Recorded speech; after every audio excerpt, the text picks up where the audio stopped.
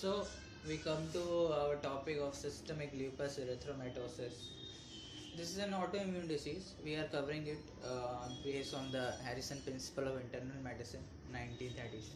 Now, definition of systemic lupus erythematosus is it is an autoimmune disease in which the organ and the cells undergo damage initially mediated by tissue binding autoantibodies and immune complexes. So it is an autoimmune disease in which there is formation of the autoantibodies that causes the damage to its own organ and cells, leading to the systemic features from skin to the heart. Systemic features are there, so this is known as systemic lupus erythematosus. Okay, now we come to the etiopathogenesis of this SLE. Etiopathogenesis, first we will divide it into two factors that are responsible for it. First is the genetical factors, other is the environmental factor. Okay, now in the genetical factor we have the gene polymorphism, that is the STRAT4 and CTLA4 gene. Now other is the gene on the X chromosome. We know that is more common in the female SLE, female of reproductive age group. Now third is the Klinefelter syndrome, that is XXY. Now then the environmental factor, first comes the Epstein-Barr virus, second is the ultraviolet light, and third is the gender. I told you it is female, and fourth is the smoking, and fifth is the silica dust. Now all this combined to give some abnormal immune response in the body. Some environmental factor play role, some genetical predisposition play the role, so leading to the abnormal immune responses. There are four types of abnormal immune responses that we have. First is the activation of the innate immunity, second is the abnormal activation of the adaptive immunity, third is the ineffective regulation of CD4 and CD8 cells, fourth is the decreased clearance of immune complexes and the apoptotic cell from the body. So altogether this lead to the formation of autoantibodies, that is anti-nuclear antibody, double-stranded DNA, anti-Rho, anti-La, and anti-Smith, and there are many more, but these are the main antibodies that we must know.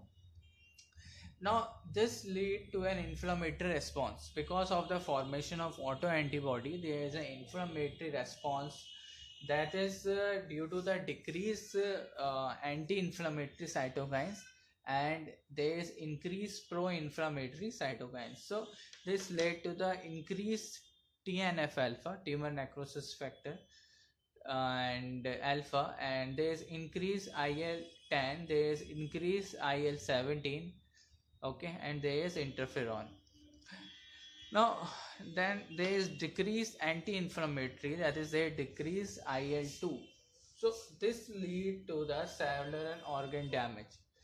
The antibody starts acting against its own cells and organs, so leading to skin rash, vasculitis, atherosclerosis, stroke, arthritis, nephritis, pulmonary fibrosis, carditis. So this is the etiopathogenesis of SLE in short, and there is one more term that is important to learn, that is drug-induced lupus. Drug-induced lupus can be of three types: drugs that produces SLE, but also have the positive ANA. So these are the isoniazid, phenytoin, phenothiazine, alpha methyl dopa, and levodopa. Okay, and other is the drugs that are associated with the exacerbation of the SLE.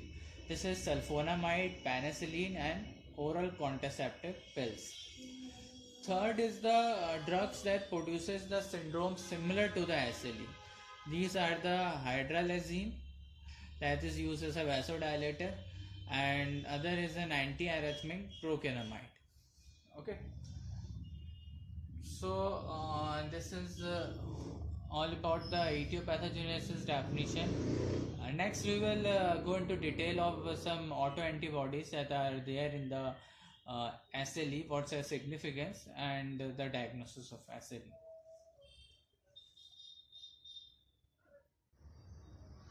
So, we come to the next part. We have the antibodies. We have explained previously also. Here we will have some feature of different antibody, what is their significance if they are found positive. So there are main six autoantibodies I have discussed. There are many more like anti-erythrocyte, anti-platelet, anti-RNP, but I have discussed only six because they have importance. Right, except them, all other antibodies are just for naming them. Their significance is comparatively less. There is anti-platelet, anti-erythrocyte, and anti-RNP. So let's start with the antibodies. First is the ANA. First is this is the best screening test. 95% of the patient are positive. Also, its specificity is less, but it's the best screening test. If ANA is negative, you must be pretty sure that patient will not have SLE. But in 5% cases, still there is ANA negative SLE also. Now, second is the anti-double stranded DNA antibody. This is a high titer of this antibody is specific for the SLE, and the titer of this antibody correlates with disease activity, nephritis, and vasculitis. Third is the anti-Smith. Anti-Smith is specific, and there is no clinical correlation. This is important. It is a specific antibody, but there is no clinical correlation with the disease activity, nephritis or vasculitis. Now, fourth is the anti-Rho SSA.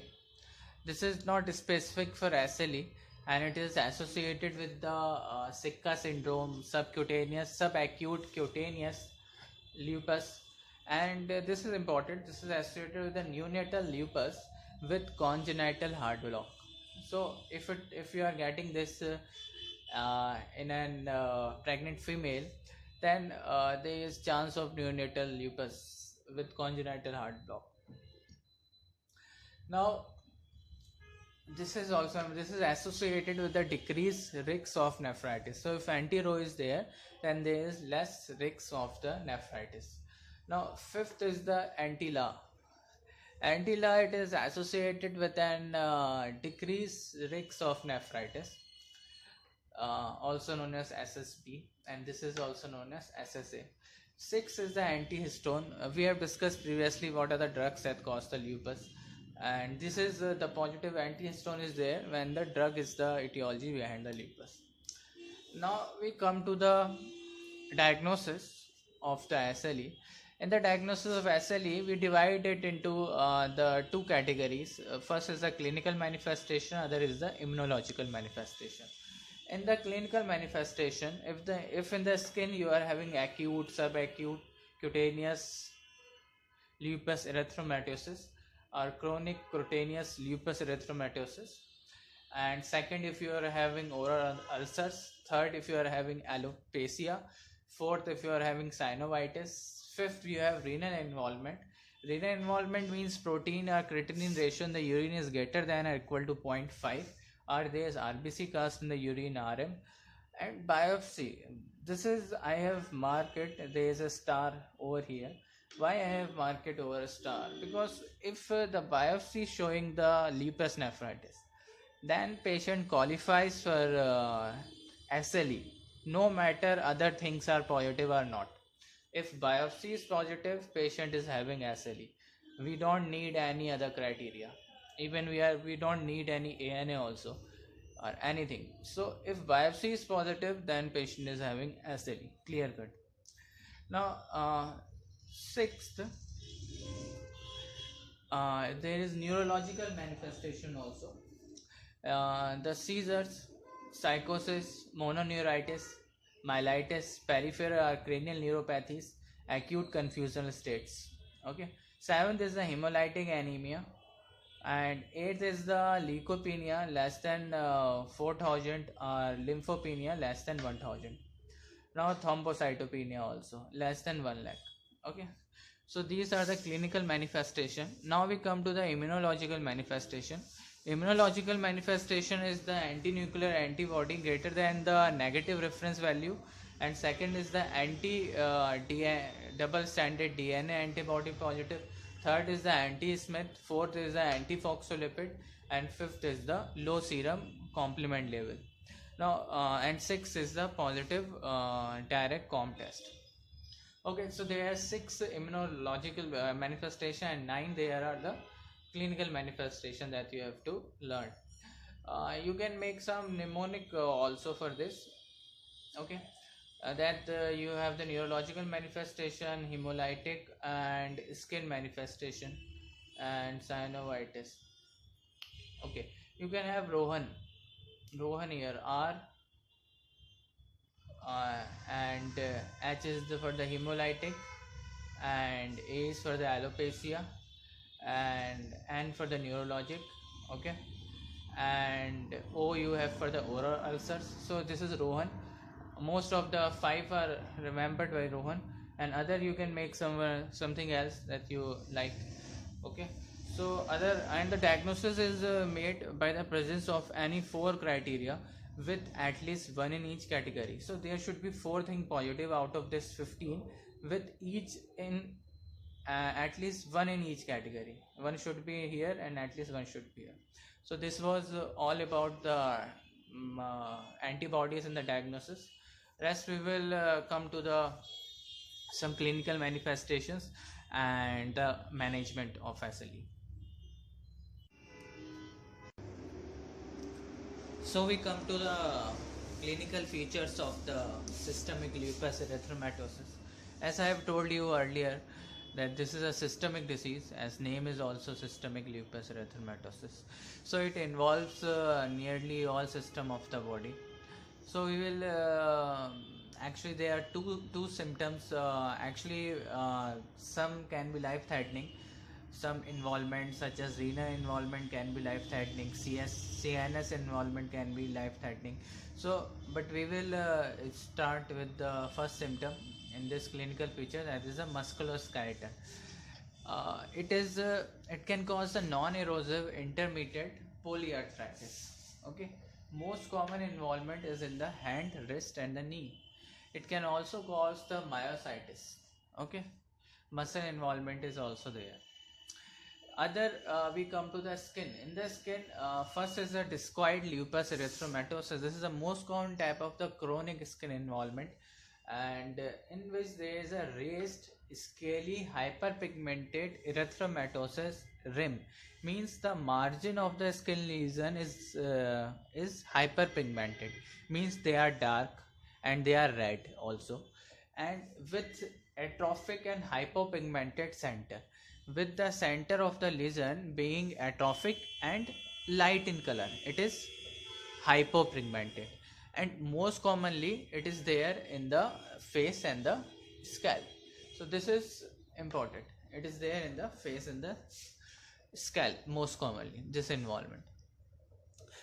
And then second comes the acute SLE rash. Acute SLE rash is photosensitive. Okay, in the light there is increased in the presence of sunlight, there is increased symptom in the skin rash, and it is photosensitive, that's why. And there is raised erythema, they are raised and they are red in color, and they are most commonly on face, ears, neck, most commonly V region of the neck, and in the chin and the upper back and chest and the extensor surface of the arms. Okay, now C is the subacute cutaneous lupus erythematosus. This consists of the scaly red patches or a circular flat red rim lesion. Okay, so this is a red rim lesion, means that the margin are red. Okay, and then this is most likely circular, and this is most commonly positive to the anti-Rho antibody. We discussed earlier also. This anti-Rho antibody is mostly positive in subacute cutaneous lupus erythematosus. So these three lesions you have to learn in the SLE. Their treatment is a topical steroid and anti-malarials, hydrochloroacqx, hydroxychloroquine, and topical corticosteroid, sometimes injection, local injection of the steroid can also be given depending upon the severity. Now then third comes the renal involvement. That's important. It is first is the nephritis and second is the hypertension in the renal involvement. Nephritis has been classified according to the International Society of Nephrology classification. This is class first is the minimum mesangial lupus nephritis. This is normal on the light microscopy and there is immune deposit in the mesangium. Okay, so this is normal on light microscopy but there is immune deposit in mesangium. Class second is the mesangioproliferative lupus nephritis, in which there is hypercellularity on the light microscope. Okay, hypercellularity on LM. But there is subepithelial and subendothelial deposits on immunofixation and electron microscopy. So this is important here. Okay, there is subepithelial and subendothelial deposits on immune fixation and electron microscopy. Third comes the focal lupus nephritis, in which there is less than 50% of the glomerular involvement. It is divided into three stages: first A by C, and C. A is active lesion, A by C is active and chronic lesion, and third C is the chronic lesion. Okay, they are important for the treatment, in which whether we have to treat or not, treat with the IV steroid or IV immunosuppressive or higher range of immunosuppressant, or we can manage with the oral steroid. So that's why this classification of biopsy is important. Now fourth we come to the diffuse lupus nephritis. There is greater than 50% of the glomerular involvement here, and it is again divided into the 5 types on the biopsy. This is fourth S. This is diffuse segmental. There is diffuse involvement of the glomeruli, but there is the segment of each glomeruli are involved. You can say grossly that there is less than 50% of the total glomerular. In a one glomeruli, there is less than 50% of the segment involvement. Then it is called the diffuse segmental. Okay, there is less than 50% of a part of glomeruli is involved, then it is called grossly diffuse segmental.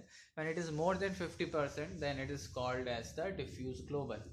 Now fourth A is the active lesion, A by C is active and chronic, and fourth C is the chronic lesion. Now fifth we come to the class fifth. Class fifth is the membranous lupus nephritis, in which there is subepithelial, global and segmental immune deposit on the light microscopy, as well as on the electron microscopy, and as well as on the immunofluorescence or immunofixation also. So and class 6 is the advanced sclerosing lupus nephritis, in which greater than 90% of the glomeruli is globally sclerosed. So this is important, greater than 90% are globular sclerosed. So what it means that in which, and there is no residual activity in the rest of the glomeruli, and also it is completely end stage renal disease. Okay, so this was all about the International Society of Nephrology classification. Now we come to the fourth point. This is the CNS involvement. In CNS, cognitive dysfunction is the most common symptom, and headache, psychosis, seizure, and myelopathy can also be there. Seizure can of any type can be there. Okay, psychosis should be differentiated from the glucocorticoid induced psychosis. Okay, because glucocorticoid is most commonly used in the SLE patient, so that may also cause some psychosis. So this must be differentiated from the lupus involved psychosis from the glucocorticoid causing psychosis. Now, fifth is the pulmonary involvement. In pulmonary, there is pleuritis with or without effusion, and second, there can be fibrosis, there can be pulmonary infiltrates, there can be intraalveolar hemorrhage. Now, in the CNS, now we come to the in the CVS. In the CVS, there can be pericarditis, there can be limb and sac endocarditis, mitral or aortic valve involvement is common here, and there is increased risk for the myocardial infarction. Okay. Now, 7 is a hematological manifestation. There is normocytic normochronic anemia, and there is leukopenia, lymphopenia, and thrombocytopenia.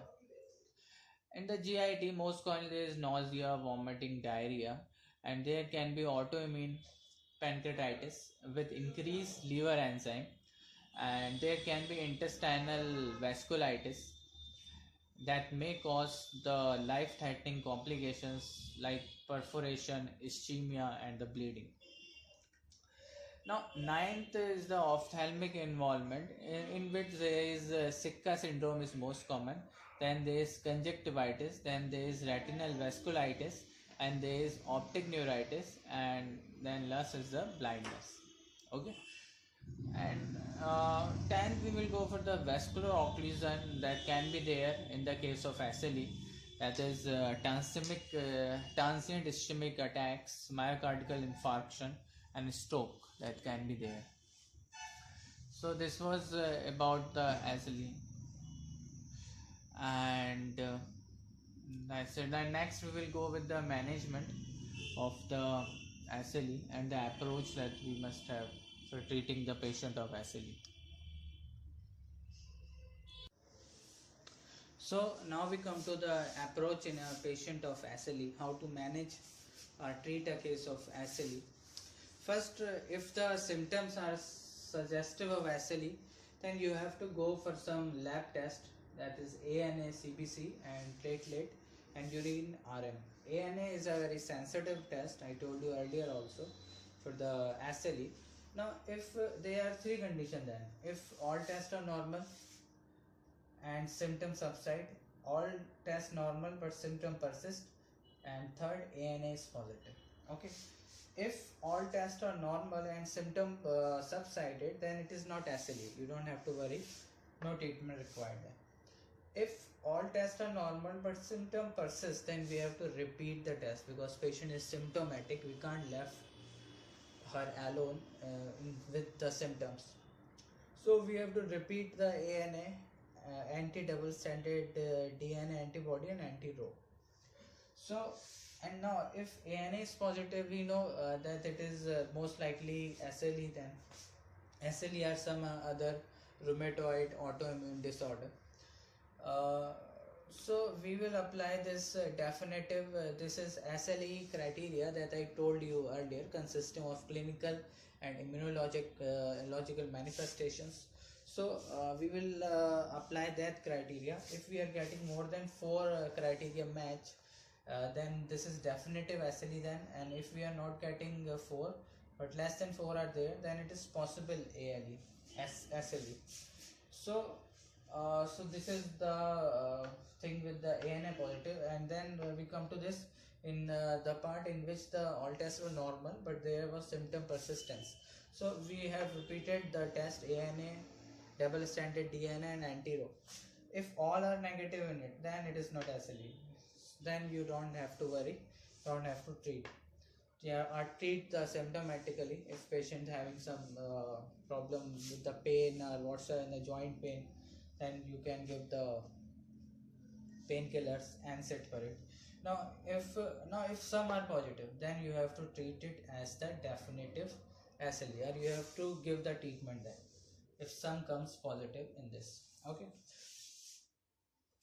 So what treatment you have to give? Treatment depends on the condition of the patient, that what treatment you have to give.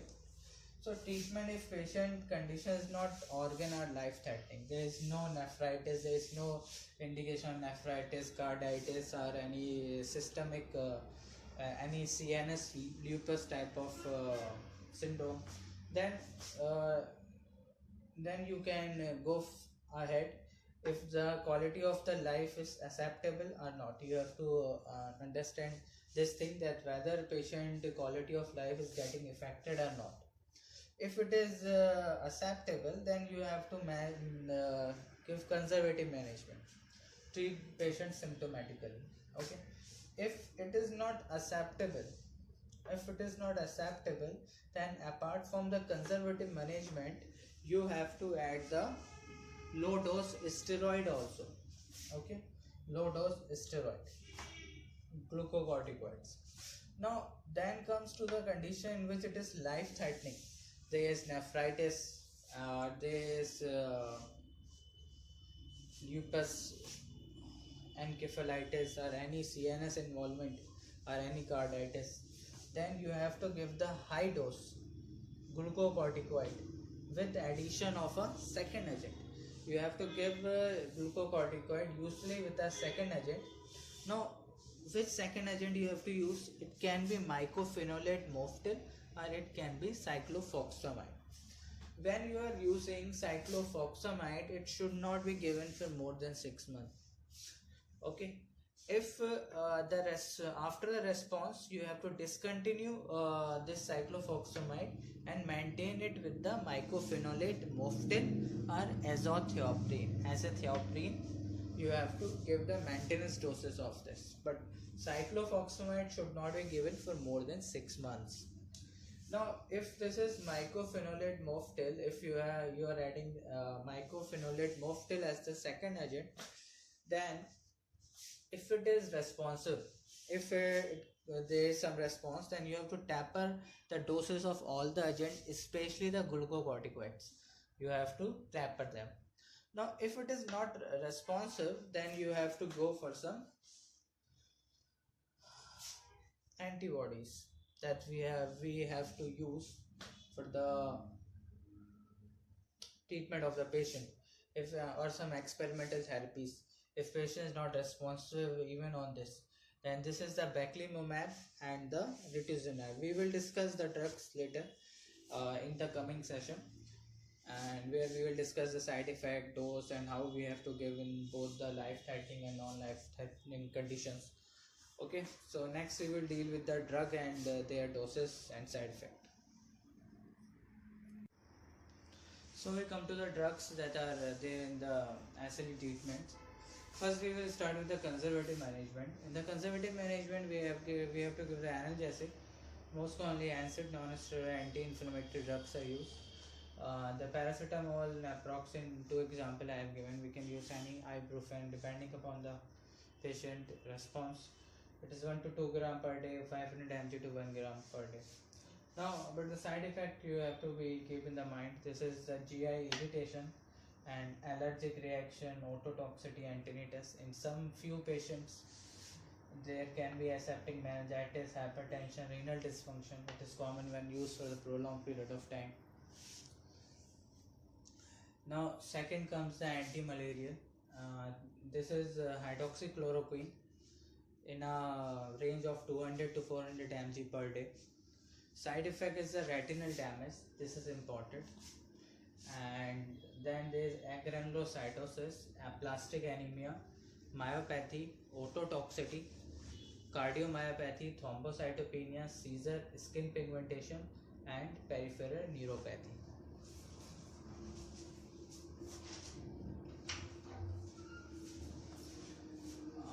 C, we come to the dermatitis.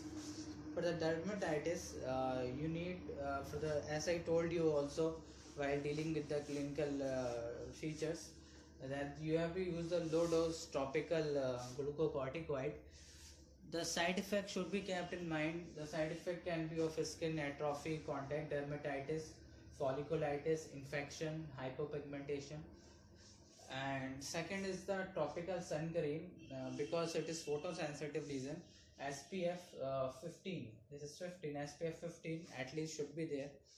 And third is a topical tacrolimus that to be used for the dermatitis in the SLE. Now, we deal with the slowing the disease progression. We know that SLE is a disease of exacerbation and a quiescent phase, and then there is an exacerbation, then a quiescent phase. So this is a disease in which you can suppress the things. You can't get the complete cure. So slowing the disease progression is very important.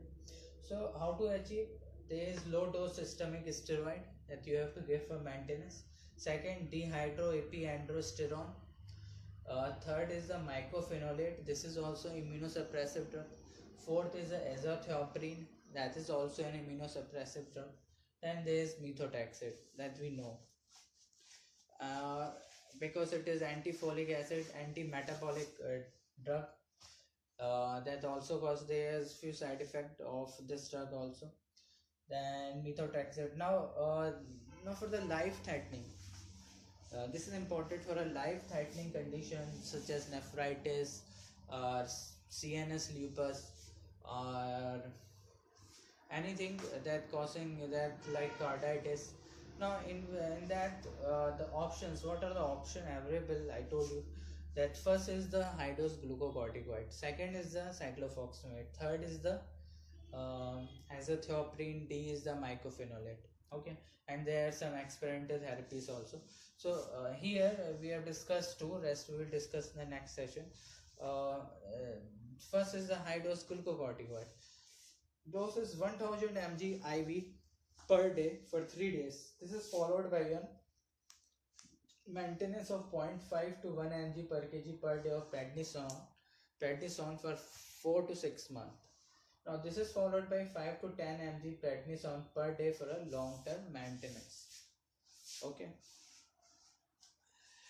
So the side effect is the infection, osteoporosis, hyperglycemia, hypertension, acne, Cushingnoid, psychosis, cataract, glaucoma.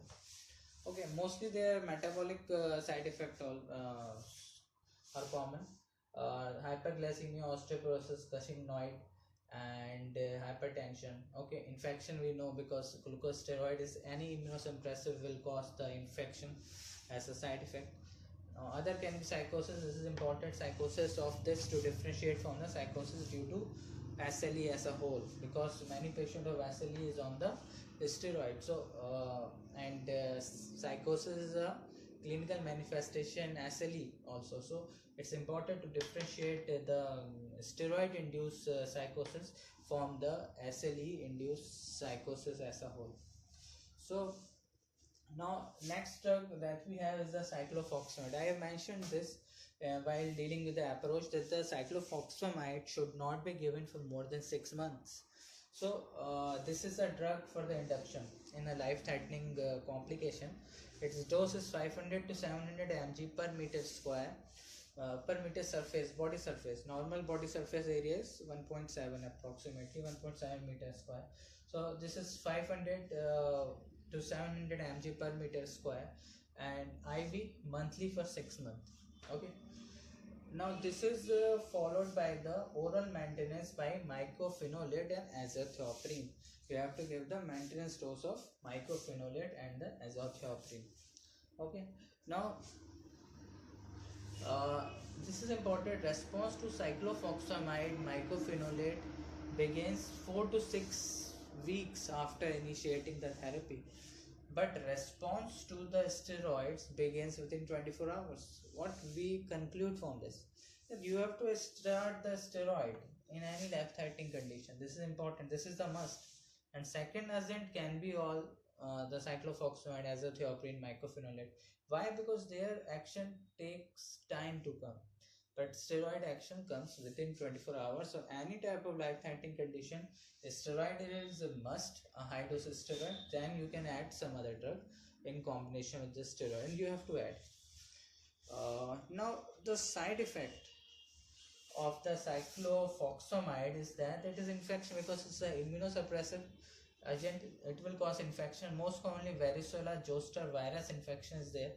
Bone marrow suppression is there. This is important. This causes the anemia, This causes the leukopenia, lymphocytosis, thrombocytopenia. So all the series of cells get decreased. So this is bone marrow suppression. Then hemorrhagic cystitis. Okay, CA bladder. This is important. It causes the bladder symptoms. Okay. And there is nausea, vomiting, diarrhea. There is alopecia. There is ovarian failure. This is to be treated with GnRH agonist. Okay. If it is there, ovarian failure. Now it is teratogenic also. So in pregnancy, this is not to be used. Next, we will deal with the we will give mycophenolate and azathioprine in continuation for the life threatening conditions.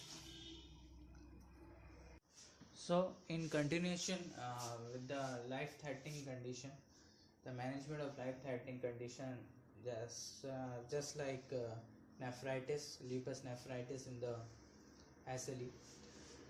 The third drug that comes is the azathioprine. It is 2 to 3 mg per kg per day is the dose. Infection, most common is the infection because it's an immunosuppressive drug. Varicella zoster, bone marrow suppression, flu-like illness, pancreatitis, hepatotoxicity. Okay. Mycophenolate mofetil, 2 to 3 gram per day is the dose. 2 to 3 gram, it is mg per kg per day.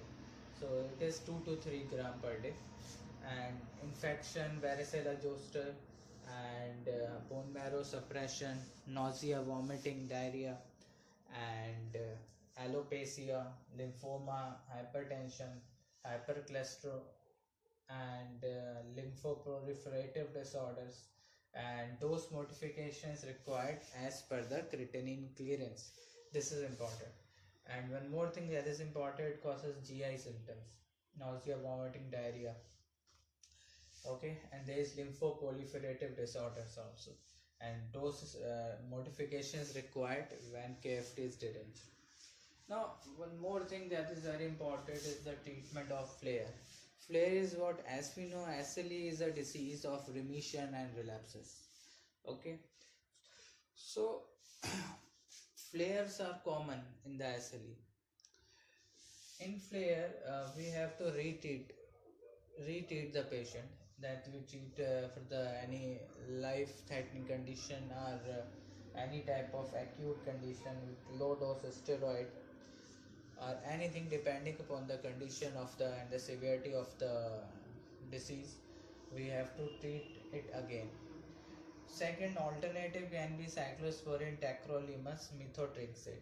Another is the biologicals that are rituximab and anti-BLY, B lymphocyte stimulator, anti-B lymphocyte stimulator, the antibody towards it. This is the belimumab, BLI, belimumab.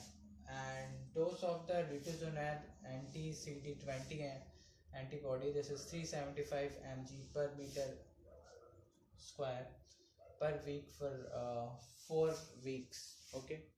Side effect is infection, headache, arrhythmia, and allergic reactions. Okay. Now, one more thing I want to tell you is the flow chart. The plan of treatment in the case of life-threatening condition in SLE. In the nephritis, as per the International Society of Nephrology, the class 3rd and 4th have to be treated with glucocorticoid and cyclophosphamide. Okay, I have given you I have outlined a plan of treatment. The high dose glucocorticoid like methylprednisolone 1000 mg per day IV for 3 days to be given, along with cyclophosphamide with a dose of 500 mg 500 to 700 mg per meter square IV monthly for 6 months, and this should be followed with the maintenance with low dose glucocorticoid and azathioprine and mycophenolate mofetil. Okay, so this is the plan in a case of life threatening condition, you can say. Now the follow up is very important. You have to have a continuous follow up because patient can anytime present in a relapse condition. Anytime patient may be in any flare. So you have to pick up the flare before it becomes a flare. Okay. So follow up is very important, the SLE. So how to follow up the patient? It is CBC and platelet, urine RM, serum creatinine, albumin, anti-C1q, and level of TNF, IL-2 level, and NGAL level, neutrophil gelatinase associated lipocalin, and MCP1 is the monocyte chemotactic protein 1, CRP and ESR, and there is anti-C1q antibody and the serum complement level. Out of this, the most valuable thing that you must remember is that you have to have the serum complement level and anti double stranded DNA antibody, okay, and anti C1q antibody and serum complement level, okay, these and CRP and ESR, all these things are required. You must know rest with CBC, platelet, okay, but these four things you must remember. Why? Because if there is an increasing level of anti double stranded DNA and there is falling complement, then flare is likely. You must aware that flare can be there anytime. So you have to treat it to prevent the flare. To prevent the flare precipitation, you go for 30 mg prednisolone daily for 2 weeks. This is to prevent the flare. So follow up is important in catching the flare when it fully become a flare. Okay, to catch flare before it becomes out of our reach. One more thing that is very important is the how to differentiate that it is a flare or it is a superadded infection, because in both the things the present condition of the patient will deteriorate. So this is important to differentiate whether it is a flare of SLE or it is any infection that the person is having because of SLE. So this is very important that in a patient of SLE, CRP remain normal till patient is having any superadded infection. So if there is a normal CRP and there is an increased ESR, then most likely this is the flare of SLE. And if there is an increased CRP and there is increased ESR, then most likely it is the superadded infection in the SLE. Okay, so remember this. So it was all about the SLE. We have covered the management and the life-threatening condition management, the approach in the SLE, and the follow-up in the SLE, the treatment guideline for the nephritis. So we have covered the major what you have, as a whole lupus nephritis is a separate topic, but I have just highlighted the things that you are required to know in a whole SLE chapter. And as far as this lupus nephritis is concerned, it's a separate chapter in a whole, but I have covered the maximum that you must know. In the classification of ISN also I have covered each and everything. Apart from naming the ISN classification, I have explained the things also. So this is more than enough in an SLE chapter for the lupus nephritis, and this is all we conclude with the SLE. Thank you.